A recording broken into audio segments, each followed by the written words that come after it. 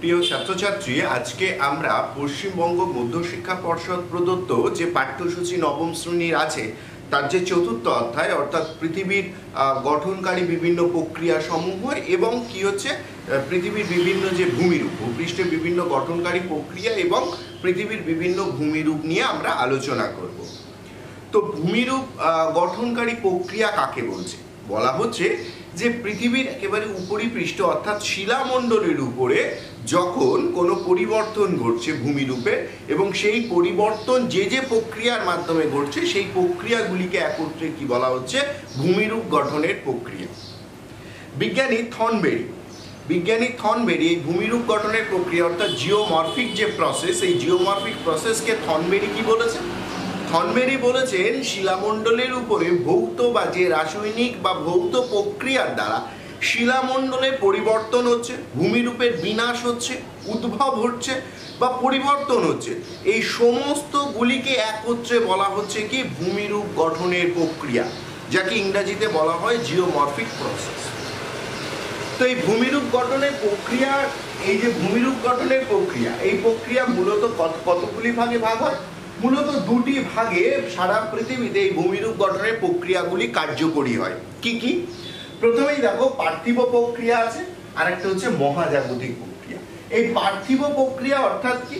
পার্থিব প্রক্রিয়া হলো পৃথিবীর উপরে যে সমস্ত ক্রিয়াশীল প্রক্রিয়াগুলো কাজ করে তাকে বলা হয় পার্থিব প্রক্রিয়া, অর্থাৎ পৃথিবীর উপরে বা পৃথিবী রিলেটেড, অর্থাৎ একেবারে প্রত্যক্ষভাবে। আর মহাজাগতিক প্রক্রিয়া কাকে বলে?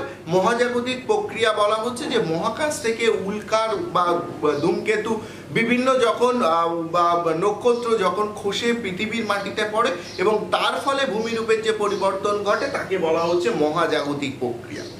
তো আমরা এখন আলোচনা করব এই পার্থিব প্রক্রিয়ার শ্রেণী বিভাগগুলো নিয়ে। পার্থিব প্রক্রিয়া প্রথম দুটি ভাগে ভাগ করা হয়েছে, একটা হলো অন্তর্জাত প্রক্রিয়া আর একটি হলো বহির্জাত প্রক্রিয়া। অন্তর্জাত প্রক্রিয়া, এই অন্তর্জাত প্রক্রিয়া কাকে বলছে তার আগে আচ্ছা প্রত্যেকটা ভাগের শ্রেণী বিভাগ বা সংজ্ঞা জানার আগে আমরা একটুখানি আমাদের এই শ্রেণী বিভাগটাকে একটু দেখে নিই। দেখো, পার্থিব প্রক্রিয়ার মূলত দুটো ভাগ, এক হলো অন্তর্জাত প্রক্রিয়া, দুই হলো বহির্জাত প্রক্রিয়া। অন্তর্জাত প্রক্রিয়ার মূলত দুটি ভাগ, একটা হচ্ছে আকস্মিক আলোড়ন এবং আরেকটি হলো ধীর আলোড়ন। এরপরে এই ধীর আলোড়ন, আকস্মিক আলোড়নে কোনো শ্রেণী বিভাগ নেই, ধীর আলোড়ন মূলত তিনটি ভাগে বিভক্ত: সমস্থিতিক আলোড়ন, ইউস্টেটিক আলোড়ন এবং ভূগাঠনিক আলোড়ন।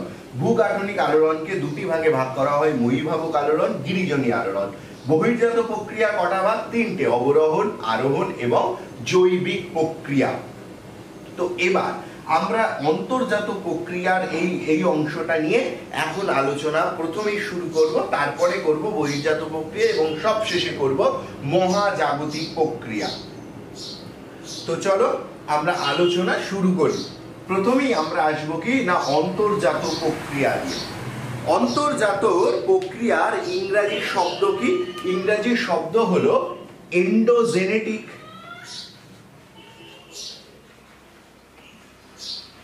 এন্ডোজেনেটিক প্রসেস বা এন্ডোজেনেটিক প্রসেস।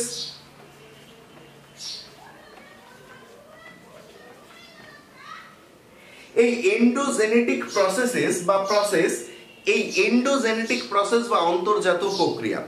এন্ডোজেনেটিক ইংরেজি এই শব্দ এন্ডোজেনেটিকের উৎপত্তি কোথা থেকে? গ্রিক শব্দ থেকে। গ্রিক শব্দ এন্ডন, এন্ডনের শব্দের অর্থ কি? এন্ডন।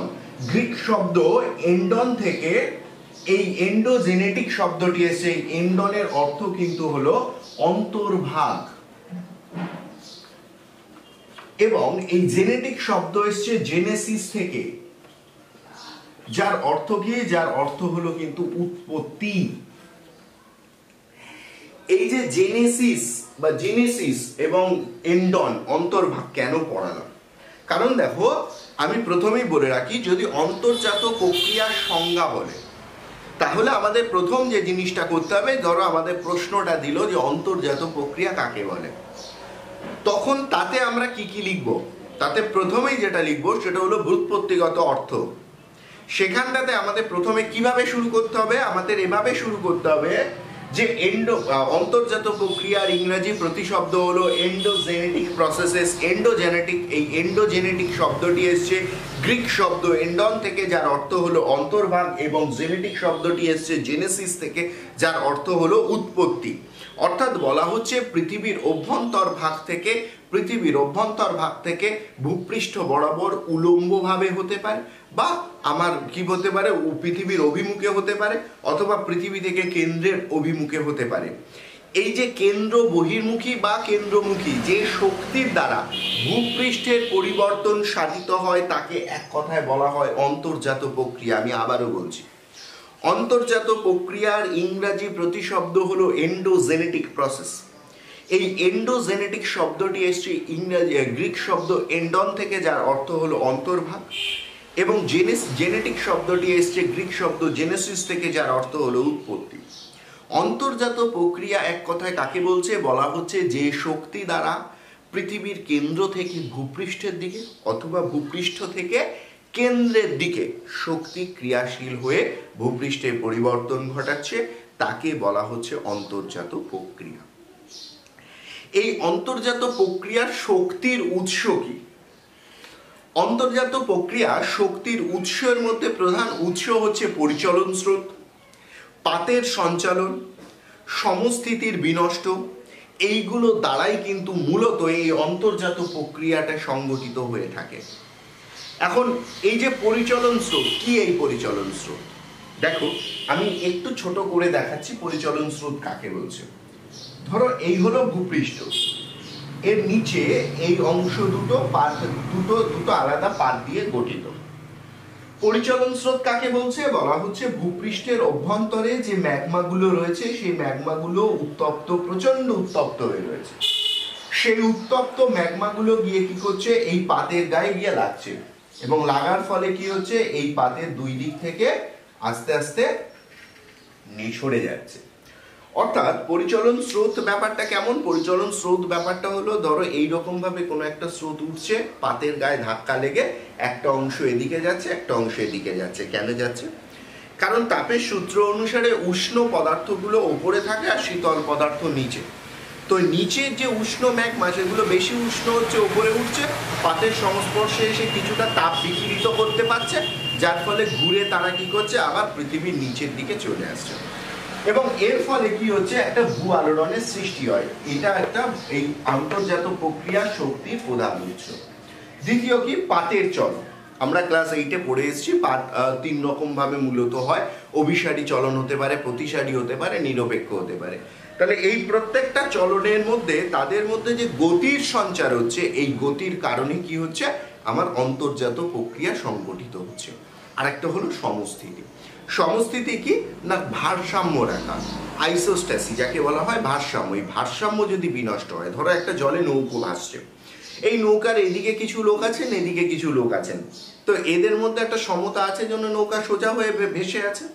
যেই সমতাটা বিনষ্ট হবে সঙ্গে সঙ্গে কি হবে, নৌকাটা কাত হয়ে যাবে বা উল্টে যেতে পারে। এই যে সমস্থিতি অর্থাৎ এই ভারসাম্য নষ্ট হওয়াটাই কি হচ্ছে, সেক্ষেত্রে নৌকার একটা নড়াচড়া অর্থাৎ আলোড়নের সৃষ্টি করছে। এইগুলো হলো অন্তর্জাত প্রক্রিয়ার একটা কি কারণ। এবার আমরা আসবো কিসে, আমরা আসবো যে অন্তর্জাত প্রক্রিয়ার যে শ্রেণী বিভাগগুলো রয়েছে সেগুলোর উপরে। তাহলে অন্তর্জাত প্রক্রিয়ার আরো যে জিনিস আমরা একটুখানি পড়ি, সেটা হলো কি এর বৈশিষ্ট্য। অন্তর্জাত প্রক্রিয়ার বৈশিষ্ট্য কি? অন্তর্জাত প্রক্রিয়ার বৈশিষ্ট্য হলো এটি মূলত পৃথিবীর উপরিপৃষ্ঠে অর্থাৎ ভূপৃষ্ঠের উপরে সংগঠিত হচ্ছে। এই শক্তির উৎস আসছে কোথা থেকে? পৃথিবীর অভ্যন্তর ভাগ থেকে। এটি কাজ করছে কিভাবে? পৃথিবীর কেন্দ্র থেকে বহির্মুখী ভূপৃষ্ঠের দিকে অথবা ভূপৃষ্ঠ থেকে কেন্দ্রের দিকে অর্থাৎ কেন্দ্রের অভিমুখে, এইভাবে সে কিন্তু কাজ করছে। এবার আসো এর শ্রেণী বিভাগ। অন্তর্জাত প্রক্রিয়া কয় ভাগে বিভক্ত? 2 ভাগে। একটা হলো আকস্মিক আলোড়ন আর একটা হলো ধীর আলোড়ন। আকস্মিক আলোড়ন কি?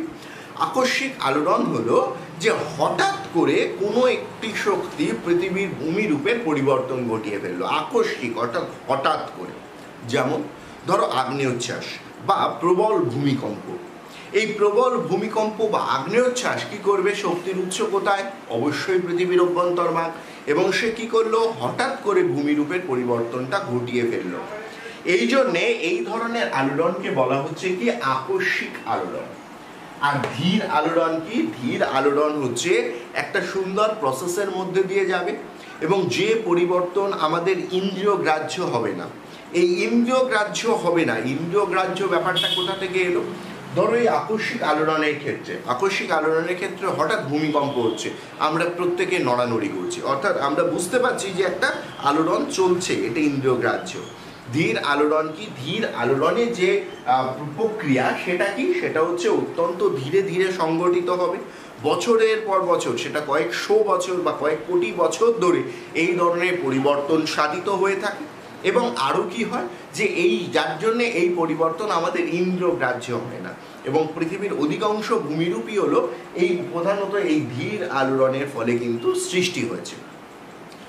ধীর আলোড়নের কটা শ্রেণী বিভাগ? তিনটে: সমস্থিতিক আলোড়ন, ইউস্টেটিক আলোড়ন, ভূগাঠনিক আলোড়ন। এই দুটোর যে নাম, অর্থাৎ আইসোস্ট্যাটিক বা সমস্থিতিক এবং ইউস্টেটিক আলোড়ন, এই দুটো সম্পর্কে আগে প্রথমে শুনে নাও এবং ভুলিয়ে ফেলবে না। প্রথমে আসে সমস্থিতিক আলোড়ন। সমস্থিতিক আলোড়নকে সমস্থিতিক আলোড়ন বলা হচ্ছে যে যেহেতু পৃথিবীর পাতগুলি অ্যাস্ট্রোস্ফিয়ারের উপর ভাসমান অবস্থায় রয়েছে, তাই বলা হচ্ছে যে পৃথিবীর বিভিন্ন জায়গায় যে বিভিন্ন ধরনের ভূমিরূপটা গঠিত হয়েছে তাদের মধ্যে একটা সামঞ্জস্য বা ভারসাম্য রাখা হচ্ছে। অর্থাৎ পাতগুলিকে যদি নৌকার মতো কল্পনা করা হয় এবং জলটা যদি অ্যাস্ট্রোস্ফিয়ার হয়, তাহলে তার উপরে বিভিন্ন দিকে বিভিন্ন ভূমিরূপ ওই যে পাতে তার উপর একটা সমতা বিরাজ করে রেখেছে। এবার কোনো একটি কারণবশত কোনো দিকের ওজন যদি একটু বেড়ে যায়, তাহলে অন্য দিকের সমস্থিতি নষ্ট হবে। তখন সে নিজের প্রয়োজনে কি করবে? সেই ভূমিরূপের পরিবর্তন সাধিত করে সেখানে একটা সমতা বজায় রাখার চেষ্টা করবে। এই ধরনের প্রক্রিয়াকে বলা হচ্ছে আইসোস্ট্যাটিক বা সমস্থিতিক আলোড়ন। এবার আসছি ইউস্টেটিক আলোড়ন। ইউস্টেটিক আলোড়ন কাকে বলছে? বলছে যে আলোড়ন বা যে শক্তির দ্বারা সমুদ্র পৃষ্ঠের অর্থাৎ সমুদ্র তলের সংকোচন বা প্রসারণ ঘটে। অর্থাৎ ধরে নাও আমাদের কাছে এক বালতি জল আছে, এবার কোনো কারণবশত তুমি বালতির তলাটাকে আরও বেশি চওড়া করতে পেরেছো, তাহলে জলতল কি হলো? নেমে গেল, অর্থাৎ ওই বালতির জল ধারণ ক্ষমতা বেশি হলো। কোনো কারণবশত তুমি বালতির নিচটাকে চেপে ধরলে, তাহলে কি হলো? জলের জল ধারণ ক্ষমতা কমে গিয়ে জল অতিরিক্তটা বাইরে এসে পড়ে গেল। তাহলে এই যে ঘটনাটা যদি সমুদ্র তলে হয়, অর্থাৎ সমুদ্রের যে বিরাট স্তর রয়েছে তার তল যদি সংকুচিত হয়ে যায় বা প্রসারিত হয়, এর ফলে সমুদ্রের জল ধারণ ক্ষমতার মধ্যে একটি পার্থক্য ঘটে। এই ধরনের আলোড়নকে বলা হচ্ছে কিন্তু ইউস্টেটিক আলোড়ন। সমস্থিতিক আলোড়ন কিন্তু ভূপৃষ্ঠ মহাসাগর সর্বত্র সমতা বজায় রেখে হয়। ইউস্টেটিক আলোড়ন কিন্তু মূলত সমুদ্রের জলরাশি জল ধারণ ক্ষমতার হ্রাস বৃদ্ধি, অর্থাৎ সমুদ্র জলতলের সংকোচন, সমুদ্রতলের সংকোচন বা প্রসারণের ফলে যে আলোড়নের সৃষ্টি হয় তাকে আমরা বলছি কি ইউস্টেটিক আলোড়ন। আশা করি দুটোর মধ্যে ডিফারেন্সটা এবার বুঝতে পেরেছো। ইউস্টেটিক আলোড়নের শক্তির বা কেন ঘটে? তার প্রধান কারণ হচ্ছে পাতের চলন। অর্থাৎ পাতের যদি অভিসারী চলন হয়, দুটো পাত পরস্পর মুখোমুখি চালিত হলো, তাহলে কি হবে? ভূপৃষ্ঠের পরিমাণ কমে যাবে মুখোমুখি ধাক্কা খেলে, সেক্ষেত্রে সমুদ্র তল সংকুচিত হবে। যদি প্রতিসারী হয়, সে আরও দূরে সরে গেল, মানে সমুদ্র তলের বিস্তৃতি হলো, জল ধারণ ক্ষমতা বেড়ে গেল। এগুলোই মূলত হচ্ছে কি আমার ইউস্টেটিক আলোড়নের কারণ বা শক্তির উৎস। এবার আমরা আসি ভূগাঠনিক আলোড়ন। ভূগাঠনিক আলোড়ন কাকে বলছে? ভূপৃষ্ঠের উপরে মূলত প্রত্যক্ষ বা পরোক্ষভাবে যে ভূমিরূপের বিকাশ বা বিকাশের যে প্রক্রিয়াগুলো চলছে সেগুলিকে এক কথায় বলা হচ্ছে কি ভূগাঠনিক আলোড়ন। ভূগাঠনিক আলোড়ন কটি ভাগে বিভক্ত? দুটি ভাগে, একটা হচ্ছে মহীভাবক আলোড়ন, একটা হলো গিরিজনী আলোড়ন।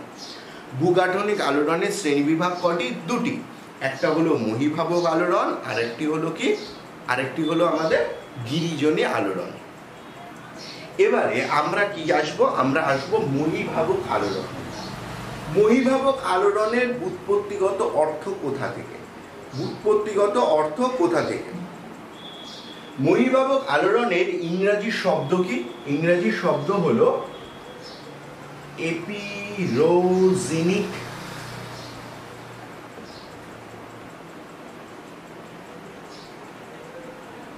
মুভমেন্ট থেকে। এই এপিরোজেনিক শব্দটি এসছে কোথা থেকে? এপিরোজেনিক শব্দের উৎপত্তি গ্রিক শব্দ এপিরোস থেকে। এপিরোস শব্দের অর্থ হলো কি না মহাদেশ, এবং এই জেনিক এসছে কোথা থেকে? সেই একই শব্দ জেনেসিস থেকে, যার অর্থ হলো উৎপত্তি। তাহলে মহীভাবক আলোড়ন যদি বলতে হয় তাহলে প্রথমেই কি বলবো? মহীভাবক আলোড়নের ইংরেজি প্রতিশব্দ হলো এপিরোজেনিক মুভমেন্ট। এপিরোজেনিক শব্দটি ইংরেজি এপিরোজেনিক শব্দ এসছে গ্রিক শব্দ এপিরোস থেকে, যার অর্থ কি? যার অর্থ হলো মহাদেশ। এবং জেনিক, এই জেনিক শব্দটি এসছে যার উৎপত্তি কোথা থেকে? জেনেসিস গ্রিক শব্দ, যার অর্থ হলো কি? উৎপত্তি। এক্ষেত্রে কি বলা হচ্ছে? বলা হচ্ছে যে পৃথিবীর অভ্যন্তর থেকে যে শক্তির দ্বারা মূলত মহাদেশ গঠিত হয় তাকে বলা হচ্ছে কি? এপিরোজেনিক মুভমেন্ট। অর্থাৎ এর নামকরণের কারণ কি? কারণ হচ্ছে মূলত এই ধরনের প্রক্রিয়ার দ্বারা ভূপৃষ্ঠে মহাদেশের সৃষ্টি হচ্ছে, সেই জন্য কিন্তু একে বলা হচ্ছে কি? এপিরোজেনিক মুভমেন্ট। এপিরোজেনিক মুভমেন্টে ভূপৃষ্ঠের উপরে ক্রিয়া করে কিভাবে? দেখো, এটা যদি আমি একটা কাল্পনিক পৃথিবী রূপে কল্পনা করে নেই তাহলে এটা হলো পৃথিবীর কেন্দ্র। কোন শক্তি পৃথিবীর কেন্দ্র থেকে উলম্ব ভাবে যদি ক্রিয়াশীল হয়, এবার ব্যাস বরাবর যদি উলম্ব ভাবে ক্রিয়াশীল হয় তার মানে কি? কেন্দ্র থেকে সে এই দিকে ক্রিয়াশীল হতে পারে, অথবা ভূপৃষ্ঠ থেকে সে কেন্দ্রের দিকে ক্রিয়াশীল হতে পারে। ভালো করে বুঝে নাও। এই মহীভাবক আলোড়ন কাকে বলছে? পৃথিবীকে যদি আমি গোল ভূগোলক হিসাবেই যদি কল্পনা করব, কি ভূগোলক হিসাবেই পৃথিবী অবস্থান করছে, তার কেন্দ্র থেকে কোনো শক্তি যদি উপরে অর্থাৎ শিলামণ্ডলের দিকে অর্থাৎ কেন্দ্র থেকে তার বিপরীতে কেন্দ্র বহির্মুখে এবং কেন্দ্রের দিকে অর্থাৎ কেন্দ্রের অন্তর্মুখে যদি ক্রিয়াশীল হয়ে থাকে, তবে তার ফলে কি হয়? এই ভূপৃষ্ঠে যদি ধরো কোনো একটি শক্তি এখান থেকে এরকম উলম্বভাবে এই জায়গায় ক্রিয়া করছে, তাহলে এই অংশটা কি হতে পারে? উঁচু হয়ে যেতে পারে। পক্ষান্তরে যে শক্তি ভূপৃষ্ঠ থেকে কেন্দ্রের দিকে আসছে সেটা অংশটা কি হতে পারে? আস্তে আস্তে নেমে যেতে পারে। তাহলে এই যে উঁচু হয়ে গেল, এর ফলে পর্বত, নিচু হয়ে গেলে সেটা গ্রস্ত উপত্যকা বা খাদ, এই ধরনের মহীখাত, এই ধরনের ভূমিরূপের সৃষ্টি হয়। তাহলে সেই ধরনের প্রক্রিয়াকে বলা হচ্ছে কি? মহীভাবক আলোড়ন। এক কথায় বলা হয় যে আলোড়নের দ্বারা ভূপৃষ্ঠে মূলত মহাদেশের সৃষ্টি হয়, বা যে আলোড়ন কেন্দ্রের শক্তি মহাপৃষ্ঠের দিকে বা ভূপৃষ্ঠের দিকে কেন্দ্র বহির্মুখী বা কেন্দ্র অন্তর্মুখী অর্থাৎ উলম্ব ভাবে, সেটা এভাবেও যেতে পারে উলম্ব, এভাবেও আসতে পারে উলম্ব, এই উলম্ব ভাবে ক্রিয়াশীল হয় তাকে বলা হচ্ছে মহীভাবক আলোড়ন। মহীভাবক আলোড়নের ইংরাজি শব্দ কি? ইংরাজি শব্দ হলো এপিরোজেনিক মুভমেন্ট, যার উৎপত্তি কোথা থেকে? গ্রিক শব্দ এপিরোস অর্থাৎ মহাদেশ থেকে। এটা এবারে আসবো আমরা কি? এবারে আসবো আমরা গিরিজনী আলোড়নে। এই গিরিজনী আলোড়ন কাকে বলছে? গিরিজনীর ইংরাজি শব্দ হলো ওরোগ্রাফিক মুভমেন্ট। ওরোগ্রাফিক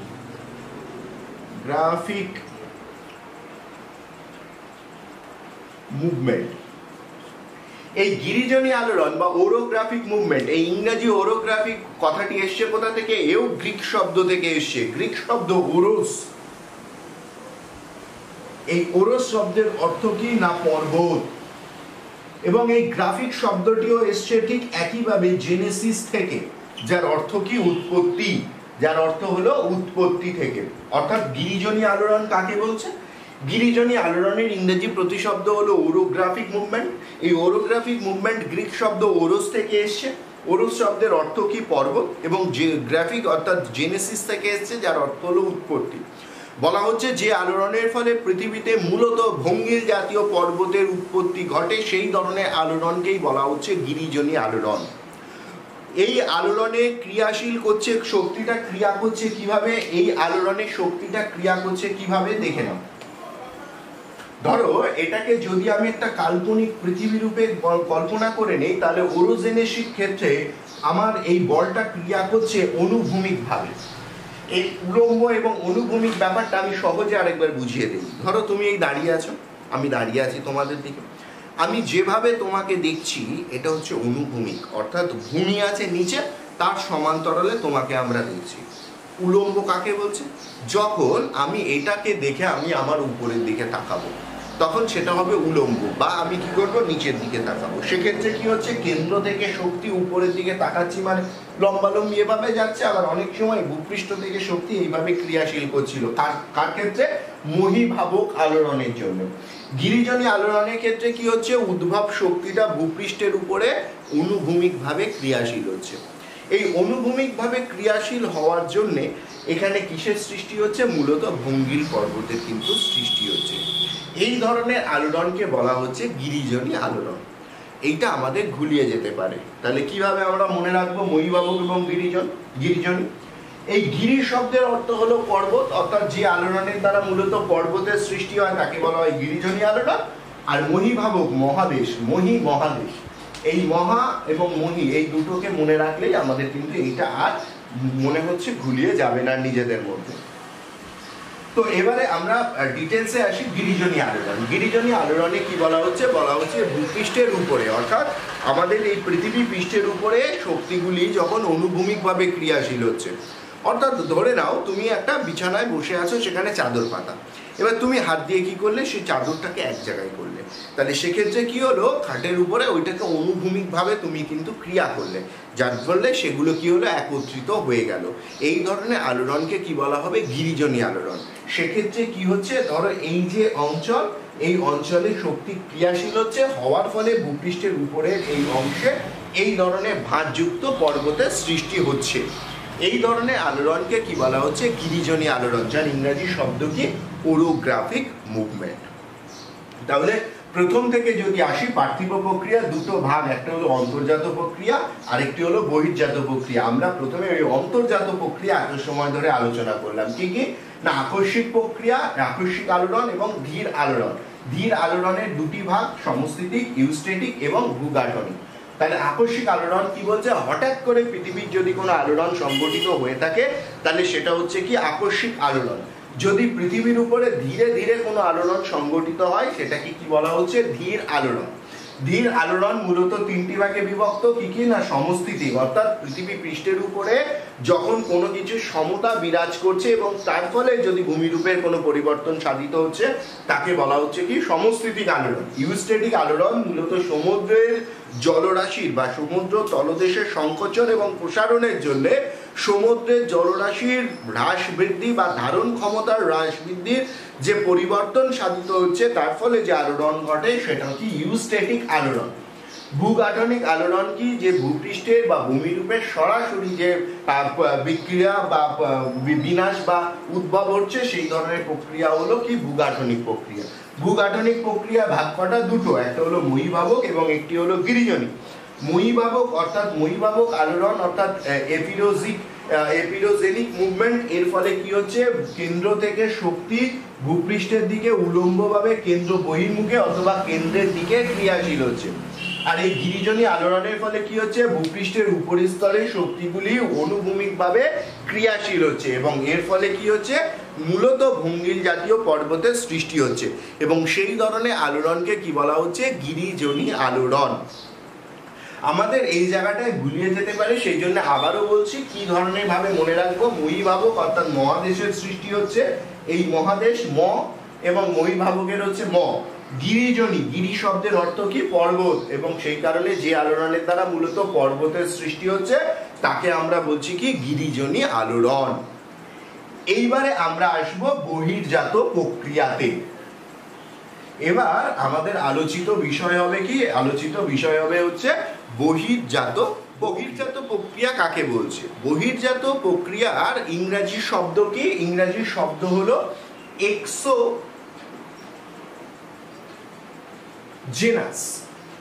এই এক্সোজেনাস প্রসেস অর্থাৎ কি? বহির্জাত প্রক্রিয়া। এবার আমাদের মূলত আলোচনার বিষয় হবে কি না? এই যে বহির্জাত প্রক্রিয়া নিয়ে।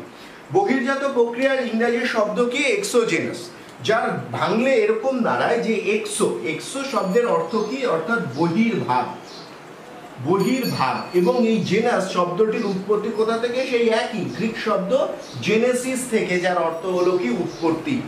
অর্থাৎ যে শক্তির দ্বারা মানে অনেক দিন ধরে অনেক দিন ধরে পৃথিবীর উপরিপৃষ্ঠে শিলাখণ্ডের পরিবর্তন সাধিত হয়, তাকে একত্রে বলা হচ্ছে কি বহির্জাত প্রক্রিয়া বা এক্সোজেনাস প্রসেস। এই বহির্জাত প্রক্রিয়ার মাধ্যমগুলো কি কি? মূলত বহির্জাত প্রক্রিয়া দুটো মাধ্যম দিয়ে সংগঠিত হয়, একটা হলো স্থিতিশীল মাধ্যম, আরেকটি হলো গতিশীল মাধ্যম। স্থিতিশীল মাধ্যম অর্থাৎ কি পৃথিবীর উপরিপৃষ্ঠের যে পরিবর্তন অর্থাৎ বহির্ভাগে যে পরিবর্তন হয় তার জন্য কি হচ্ছে এই বহির্জাত প্রক্রিয়া মাধ্যমকে দুটি ভাগে ভাগ করা হয়েছে। কি কি? প্রথমটি হচ্ছে স্থিতিশীল মাধ্যম। সেটা কি? সেটা বায়ুর আর্দ্রতা, বায়ুর চাপ, বায়ু প্রবাহ, তুষারপাত, এগুলো কি হচ্ছে বা শিশির, এগুলো হচ্ছে আমাদের স্থিতিশীল যে মাধ্যম। গতিশীল কি? জলপ্রবাহ, হিমবাহ, বায়ুর ক্ষয়কাজ, নদীর কাজ, এই সমস্ত মানে জোয়ার ভাটা, সুনামি, এই সমস্তগুলো কি হচ্ছে আমাদের গতিশীল প্রক্রিয়া বা গতিশীল মাধ্যম।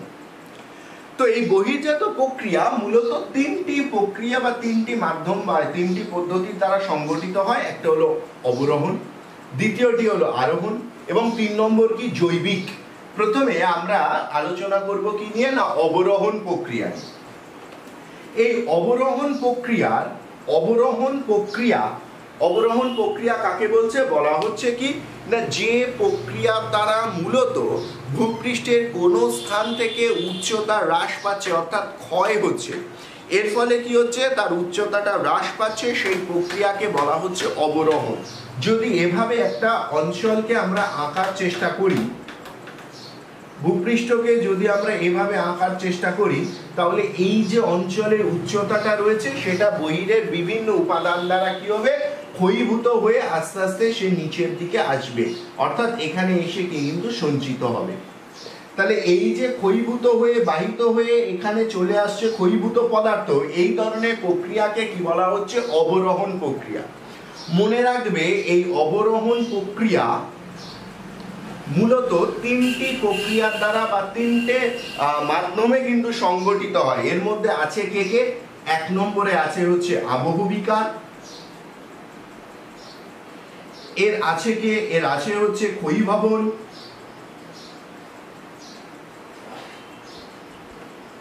আর কি আছে? আবহবিকার আছে, ক্ষয়ীভবন আছে, আর আছে কি মাস ওয়েস্টিং বা পুঞ্জিত ক্ষয়।